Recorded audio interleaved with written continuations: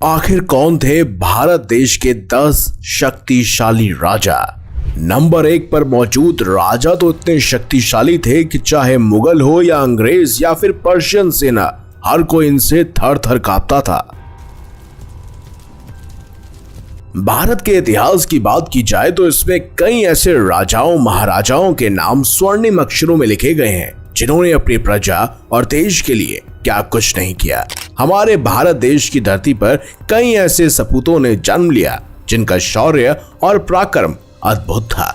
यही वजह है कि हमारे बचपन से ही हमें इन राजाओं के बारे में पढ़ाया गया है, पर फिर भी आज की जनरेशन इन महान राजाओं के बारे में पूछने पर भी शायद ही आपको कुछ ज्यादा बता पाए। कोई दुश्मनों को मात देने वाला महान योद्धा था तो कोई कुशल शासक जिसके राज में देश ने आर्थिक उन्नति की। अलग अलग काल में अलग अलग राजाओं और अनेकों वंशों का राज भारत पर रहा। सबने अपने युग में राष्ट्र निर्माण के लिए काम किया।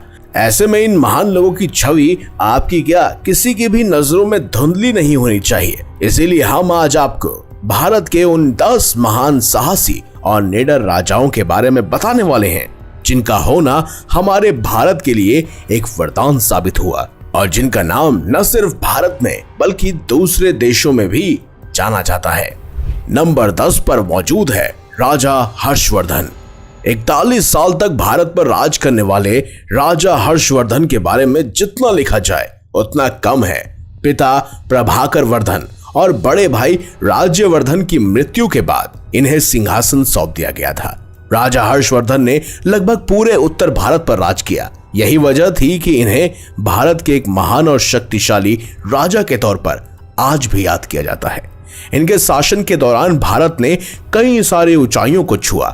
यही नहीं, हर्षवर्धन के राज में भारत का आर्थिक रूप से भी काफी सुधार हुआ था। माना जाता है कि हर्षवर्धन ने अरब पर भी चढ़ाई कर दी थी, लेकिन रेगिस्तान की एक जगह पर उन्हें रोक दिया गया, जिसका उल्लेख भविष्य पुराण में भी मिलता है। वहीं अगर इनकी सेना की बात की जाए तो उसमें लाखों की संख्या में सैनिक मौजूद थे, जिसमें हाथियों की तादाद बहुत ज्यादा थी। राजा हर्षवर्धन को साहित्य में भी काफी रुचि थी, जिसके चलते इन्होंने रत्नावली, प्रियदर्शिका और नगर नंदक नाम के नाटकों की भी रचना की। राजा हर्षवर्धन बेहद शक्तिशाली और एक महान राजा थे। लेकिन अब आगे बढ़ते हैं, बात करते हैं नंबर 9 पर मौजूद कृष्णदेव राय जी की, जो कि एक महान राजा थे।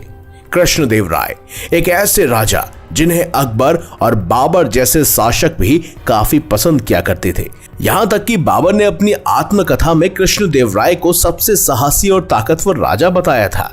तुलु वंश के तीसरे शासक कृष्णदेव राय को अपने समय का सबसे शक्तिशाली राजा माना जाता है। इस वंश ने लंबे समय तक विजयनगर साम्राज्य पर राज किया। वो राजा कृष्णदेव राय ही थे जिनके चलते विजयनगर का साम्राज्य अपने शिखर पर पहुंचा। कहते हैं राजा कृष्णदेव राय कूटनीति में माहिर थे। उन्होंने अपनी बुद्धिमानी से आंतरिक विद्रोहों को शांत कर बेहमानी के राज्यों पर अधिकार कर लिया। उन्होंने जितनी भी लड़ाइयां लड़ी उन सभी में वो सफल रहे। उन्होंने राज्य संभालने के बाद अपने साम्राज्य का विस्तार अरब सागर से लेकर बंगाल की खाड़ी तक कर लिया था, जिसमें आज के कर्नाटक, तमिलनाडु, आंध्र प्रदेश, केरल, गोवा और उड़ीसा प्रदेश आते हैं। राजा कृष्णदेव राय ने कला और साहित्य को भी प्रोत्साहित किया। कहते हैं उनका शासन जिस भी जगह तक फैला वहां पर आक्रांताओं द्वारा तोड़े गए मंदिरों का निर्माण उन्होंने ही करवाया। उन्होंने विजयनगर में भव्य राम मंदिर और 1000 खंभों वाले मंदिर का भी निर्माण करवाया था। लेकिन अब आगे बढ़ते हैं और बात करते हैं नंबर 8 पर मौजूद भारत के एक महान राजा जिसे सब ग्रेट किंग पोरस के नाम से जानते हैं। ऊंचे लंबे कद और हट्टे कट्टे शारीरिक बनावट वाले किंग पोरस के साहस की बात करें तो ये तो इतने साहसी माने जाते हैं कि इनके तो दुश्मन भी इनकी वीरता देखकर दंग रह जाते थे। जिस समय भारत एक देश नहीं बल्कि कई सारे छोटे बड़े राज्यों का संग्रह हुआ करता था, तब किंग पोरस भी एक छोटे से राज्य के शक्तिशाली राजा हुआ करते थे, पर वो आसपास के सभी राज्यों में सबसे ताकतवर थे। इनकी ताकत का अंदाजा तो आप इस बात से लगा सकते हैं कि पूरी दुनिया को जीतने वाला सिकंदर जब भारत को जीतने आया तो किंग पोरस ने सिकंदर की लगभग 50,000 की सेना के सामने अपने करीब 20,000 सैनिकों को खड़ा करते समय एक बार भी अपनी जान की फिक्र नहीं की। जहां बाकी राजाओं ने सिकंदर के सामने घुटने टेक दिए, वहीं किंग पोरस ने सिकंदर का डटकर सामना किया। और तो और इनके व्यवहार से सिकंदर खुद इतने प्रभावित हुए कि इनके साथ दोस्ती का हाथ आगे बढ़ा लिया और उसके बाद भारत पर आक्रमण भी नहीं किया।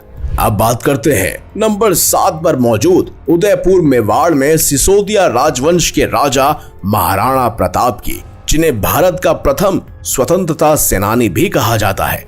महाराणा प्रताप के शौर्य की गाथा हम सब ने बचपन से ही पढ़ी और सुनी है। 7 फीट 5 इंच कद के राणा की ताकत का अंदाजा आप उनके भाले से लगा सकते हैं, जिसका वजन खुद 81 किलो का था, जिसे वो हमेशा अपने साथ रखते थे। उनकी 2 तलवारें खुद वजन में 208 किलो की थी और उनका कवच 72 किलो के आसपास का था। अब आप इसी से इस योद्धा की क्षमताओं का अंदाजा लगा सकते हैं। महाराणा प्रताप एक ऐसे राजा थे जिन्होंने अपनी प्रजा और देश के लिए अपने राज्य तक को छोड़ दिया था और जंगलों में कई सालों तक केवल घास की रोटी खाकर दिन गुजारे थे। महाराणा प्रताप युद्ध के दौरान भी एकदम बराबरी का युद्ध लड़ते थे, तभी तो दुश्मन की तलवार अगर गिर भी जाती तो उसे अपनी एक तलवार देकर वापस लड़ने के लिए मजबूर करते। यही नहीं, राणा को तो जानवरों से एक अलग ही लगाव था। तभी तो जहां हमारे इतिहास में महाराणा प्रताप का नाम स्वर्णिम अक्षरों में लिखा जाता है, वहीं उनके वफादार घोड़े चेतक के भी खूब चर्चे हैं। महाराणा प्रताप को मुगल शासकों के सामने कभी न झुकने के लिए याद किया जाता है। कई वर्षों तक बादशाह अकबर के साथ युद्ध करने वाले महाराणा प्रताप का इतिहास एक प्रेरणा का स्रोत है। मेवाड़ को जीतने के लिए मुगलों ने कई प्रयास किए और अजमेर को अपना केंद्र बनाकर अकबर ने उनके विरुद्ध सैनिक अभियान शुरू कर दिया। महाराणा प्रताप ने कई वर्षों तक मुगलों की सेना के साथ संघर्ष किया। उनकी वीरता ऐसी थी कि उनके दुश्मन भी उनके युद्ध कौशल के कायल थे। आज भी आपको राजस्थान के कण कण में उनकी वीरता के किस्से मिल जाएंगे। अब बात करते हैं नंबर 6 पर मौजूद राजा अशोक की। भारतीय मौर्य राजवंश के महान सम्राट, जिनका निशान आज भी हमारे तिरंगे में सजा हुआ है। भारत के तिरंगे पर बना अशोक चक्र इन्हीं की देन है। कहा जाता है कि उनका राज्य अफगानिस्तान से लेकर बर्मा तक और कश्मीर से लेकर तमिलनाडु तक फैला हुआ था। उनकी राजधानी पाटलिपुत्र थी। उनका नाम हमेशा से महान राजाओं की सूची में शामिल रहा है। मौर्य वंश के तीसरे शासक अशोक को उनकी कठोरता और दयालुता दोनों के लिए जाना जाता है। इतिहासकारों के मुताबिक अशोक एक महान योद्धा थे और अपने राज्य को बढ़ाने के लिए उन्होंने बहुत से युद्ध किए और उन्हें जीता भी। अशोक ने गद्दी का सुख भोगने के लिए अपने ही 99 भाइयों को मौत के घाट उतार दिया, लेकिन कलिंग के युद्ध के बाद उन्होंने बौद्ध धर्म को अपनाते हुए शांति के मार्ग पर चलने का फैसला किया और प्रेम से रहने की ठान ली। सम्राट अशोक ने अपने आदेशों और आदर्श लोगों तक पहुंचाने के लिए कई हजार स्तूपों का निर्माण किया, जिन पर आदर्श वाक्य और आदेश लिखे गए थे। बौद्ध धर्म को देश दुनिया में फैलाने का श्रेय सम्राट अशोक को भी जाता है। कहते हैं कि समय के साथ अशोक महान सम्राट और विचारक के रूप में उभरे। दिग्विजय की जगह धम्म विजय को उन्होंने अपनाया। उन्होंने आम लोगों का सम्राट बनने पर जोर दिया और इसमें वो सफल भी रहे। उनके शासनकाल में ही कई प्रमुख विश्वविद्यालयों की स्थापना की गई, जिसमें तक्षशिला और नालंदा विश्वविद्यालय प्रमुख माने जाते हैं। 3री शताब्दी में आते आते सम्राट अशोक द्वारा बनाया गया मध्य प्रदेश में सांची का स्तूप आज भी एक प्रसिद्ध पर्यटक स्थल माना जाता है। कहते हैं अशोक स्तंभ से लिए हुए अशोक चक्र को भारत के राष्ट्रीय ध्वज में स्थान मिला, तो वहीं 4 शेर वाले चिन्ह को राष्ट्रीय चिन्ह यानी कि नेशनल एम्बल का सम्मान दिया गया। अब बात करते हैं नंबर 5 पर मौजूद राजा राज चोल प्रथम की। दक्षिण भारत के राजा राज चोल प्रथम उन शासकों में से एक है जिन्हें हजारों साल बाद भी याद किया जाता है। चोल साम्राज्य के वास्तविक संस्थापक परंपरागत द्वितीय सुंदर चोल के पुत्र अरिमोल वर्मन राजराज चोल प्रथम के नाम से ही उन्हें गद्दी पर बिठाया गया। कहते हैं उनका शासनकाल चोल साम्राज्य का सर्वाधिक गौरवशाली युग है। वो साम्राज्यवादी शासक थे और अपने अनेक विजयों के परिणाम स्वरूप उन्होंने लघुकाय चोल राज्य को एक विशालकाय साम्राज्य में बदल दिया। उन्होंने न सिर्फ अपने साम्राज्य को बढ़ाया बल्कि अपने शासनकाल में बहुत से मंदिरों का निर्माण भी करवाया। उन्होंने दक्षिण में अपना शासनकाल बनाया और अपना प्रभाव श्रीलंका तक फैलाया। हिंद महासागर के व्यवसाय समुद्र मार्गों पर चोल वंश का प्रभाव काफी ज्यादा साफ तौर पर रहा और उनकी अनुमति के बिना कोई भी व्यापार नहीं कर सकता था। उन्होंने 100 से भी ज्यादा मंदिर बनवाए थे, जिसमें से सबसे उत्तम और ऐतिहासिक है तंजौर का शिव मंदिर, जो यूनेस्को द्वारा वर्ल्ड हेरिटेज साइट घोषित किया जा चुका है।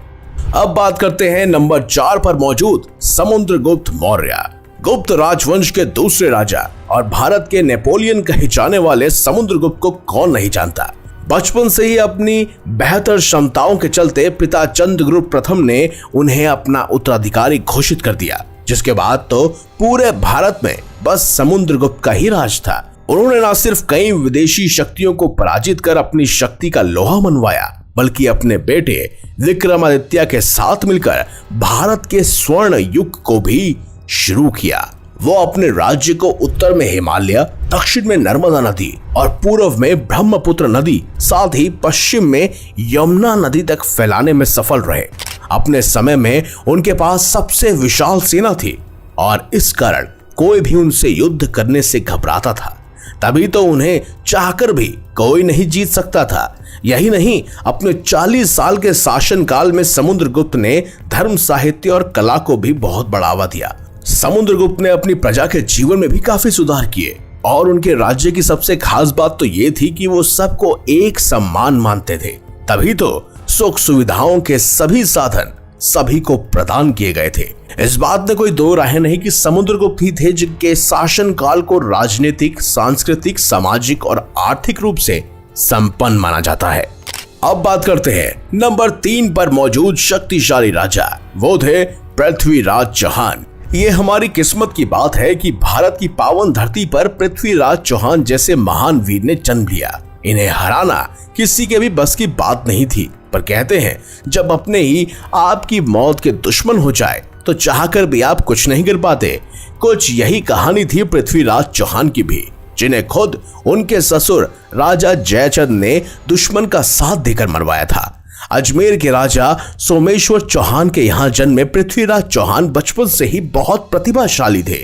कम उम्र में पिता को खोने के बाद पृथ्वीराज चौहान को अजमेर के राजगढ़ की गद्दी को सौंप दिया गया, जहां उनकी बल बुद्धि के कारनामे देख दादा इतने खुश हुए कि उन्हें दिल्ली का उत्तराधिकारी बनाने का ऐलान कर दिया गया। पर राजकुमारी सहयोगिता से शादी करने के बाद इनके सर पर खतरे के बादल मंडराने लगे।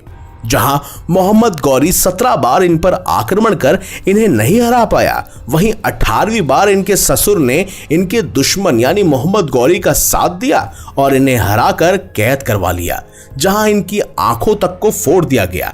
पर कहते हैं कि एक वीर अंत तक एक वीर ही रहता है। तभी तो अंधे होने के बाद भी अपने शब्द भेदी बाण की सहायता से सम्राट पृथ्वीराज चौहान ने मोहम्मद गौरी को मार गिराया।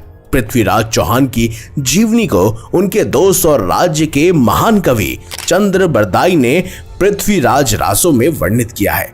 कुछ भी कहो, पृथ्वीराज चौहान थे सबसे अलग राजा, और अगर अपनों ने ही इनके साथ गद्दारी ना की होती तो शायद आज भारत कुछ अलग ही होता।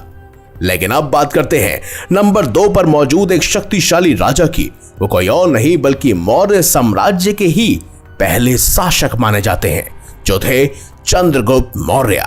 बचपन से ही हमने चंद्रगुप्त मौर्य के बारे में पढ़ा, टीवी सीरियल्स में इनकी महान कहानियों को देखा। ये एक ऐसे वीर थे जिन्होंने भारत में मौर्य साम्राज्य की स्थापना की। साथ ही इन्होंने सबसे छोटे छोटे सभी छोटे राज्यों को एक साथ जोड़ा और एक बड़ी ताकत के रूप में लाकर खड़ा कर दिया।